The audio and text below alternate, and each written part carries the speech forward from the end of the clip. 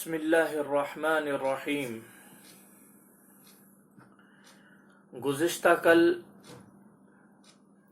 تعوذ کے متعلق ذکر کیا۔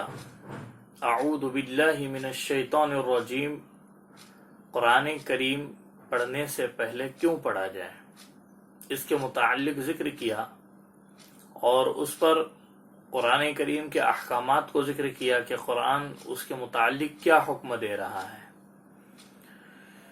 اب یہ بیان کر رہے ہیں کہ اس کو کب پڑھا جائے۔ اعوذ باللہ من الشیطان الرجیم کو قرآن کریم شروع کرنے سے پہلے پڑھا جائے یا بعد میں پڑھا جائے۔ قراء کی ایک جماعت تو کہتی ہے کہ قرآن کریم پڑھنے کے بعد، تلاوت کے بعد اعوذ باللہ من الشیطان الرجیم پڑھ لینا چاہیے۔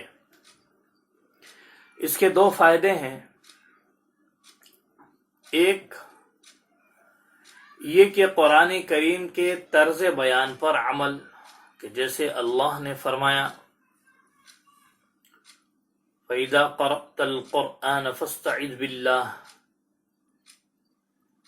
اور دوسرا فائدہ یہ ہے کہ عبادت کے بعد جو غرور کا انسان کے اندر ایک نشہ پیدا ہوتا ہے، اس کو توڑنے کے لیے بعد میں پڑھا جائے۔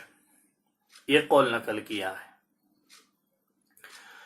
ابو حاتم سجستانی نے اور ابن فلوفہ نے حمزہ کا یہی مذہب نقل کیا ہے، جیسا کہ ابو القاسم یوسف ابن علی ابن جنادہ نے اپنی کتاب العبادات الکامل میں بیان کیا ہے۔ حضرت ابو ہریرہ رضی اللہ تعالی عنہ سے بھی یہی مروی ہیں، لیکن اس کی سند غریب ہیں۔ رازی رحمت اللہ علیہ نے اپنی تفسیر میں اسے نقل کیا ہے اور کہا کہ حضرت ابراہیم نخعی رحمت اللہ علیہ، داؤد ظاہری رحمت اللہ علیہ کا بھی یہی قول ہے۔ قرطبی رحمت اللہ علیہ نے امام مالک رحمت اللہ علیہ کا مذہب بھی یہی بیان کیا ہے، لیکن ابن العربی اسے غریب کہتے ہیں۔ ایک مذہب یہ بھی ہے کہ قرآن کریم کے اول اور آخر، تلاوت سے پہلے اور بعد میں دونوں مقام پر اعوذ باللہ من الشیطان الرجیم پڑھ لے تاکہ دونوں دلیلیں جمع ہو جائیں۔ اور جمہور علماء کا مشہور مذہب یہ ہے کہ تلاوت سے پہلے اعوذ باللہ من الشیطان الرجیم پڑھ لینا چاہیے تاکہ وسوسوں سے دوری حاصل ہو جائے۔ تو ان بزرگوں کے نزدیک آیت کے معنی فَإِذَا قَرَأْتَ الْقُرْآنَ فَاسْتَعِذْ بِاللَّهِ مِنَ الشَّيْطَانِ الرَّجِيمِ کے معنی جب پڑھے تو، یہ ترجمہ ہوگا، یعنی جب پڑھنا چاہے، یہ ہو جائے گا معنی۔ جیسا کہ آیت وَإِذَا قُمْتُمْ إِلَى الصَّلَاةِ، کہ جب تم نماز کے لیے کھڑے ہو جاؤ، یعنی جب تم نماز کے لیے کھڑے ہو تو وضو کر لیا کر لو۔ وَإِذَا قُمْتُمْ إِلَى الصَّلَاةِ فَاغْسِلُوا،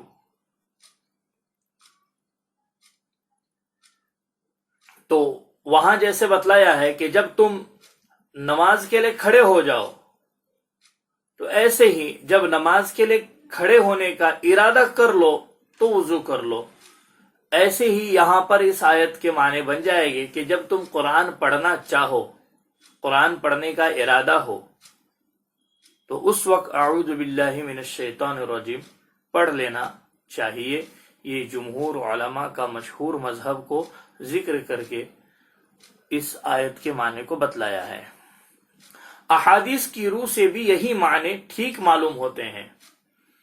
مسند احمد کی حدیث میں ہے کہ جب رسول اللہ صلی اللہ علیہ وسلم رات کو نماز کے لیے کھڑے ہوتے تو اللہ اکبر کہہ کر نماز شروع کرتے، پھر سبحانک اللہم وبحمدک وتبارک اسمک وتعالی جدک ولا الہ غیرک، جسے ہم ثنا کہتے ہیں، پڑھ کر 3 مرتبہ لا الہ الا اللہ پڑھتے، پھر فرماتے اعوذ باللہ السمیع العلیم من الشیطان الرجیم من ہمزہ ونفخہ ونفثہ۔ سنن اربع میں بھی یہ حدیث ہیں۔ امام ترمذی رحمۃ اللہ علیہ فرماتے ہیں اس باب میں سب سے زیادہ مشہور یہی ہیں۔ یہاں جو 3 چیزوں کو ذکر کیا ہے، من حمزہ ونفخہ ونفثہ، اس کے معنوں کو ذکر کر رہے ہیں۔ حمزہ کے معنی گلا گھونٹنے کے ہیں، اور نفخ کے تکبر اور گھمنڈ کے ہیں، اور نفث کے معنی شعر گوئی کے ہیں۔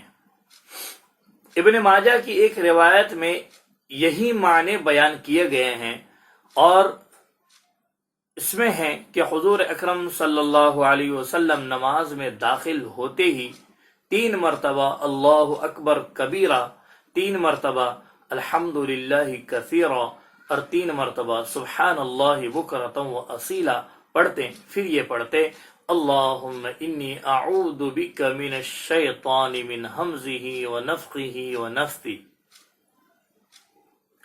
ابن ماجہ میں اور سند کے ساتھ یہ روایت مختصر بھی آئی ہے۔ مسند احمد کی حدیث میں ہے کہ آپ صلی اللہ علیہ وسلم پہلے 3 مرتبہ تکبیر کہتے، پھر 3 مرتبہ سبحان اللہ وبحمدہ کہتے، پھر اعوذ باللہ اخیر تک پڑھتے۔ مسند ابو یعلا میں ہے حضور اکرم صلی اللہ علیہ وسلم کے سامنے 2 شخص لڑنے جھگڑنے لگے، غصے کے مارے ایک کے نتنے پھول گئے، لال پیلا ہو گیا۔ آپ صلی اللہ علیہ وسلم نے فرمایا اگر یہ اعوذ باللہ من الشیطان الرجیم کہہ لے تو اس کا غصہ ابھی جاتا رہے۔ نسائی نے اپنی کتاب میں بھی اسے روایت کیا ہے۔ مسند احمد، ابو داؤد، ترمذی میں بھی یہ حدیث ہیں۔ ایک روایت میں اتنا اضافہ اور بھی ہیں کہ حضرت معاذ رضی اللہ تعالی عنہ نے اس شخص سے اس کے پڑھنے کو کہا، یعنی کہ اعوذ باللہ من الشیطان الرجیم پڑھنے کو کہا، لیکن اس نے نہ پڑھا اور اس کا غصہ بڑھتا ہی گیا۔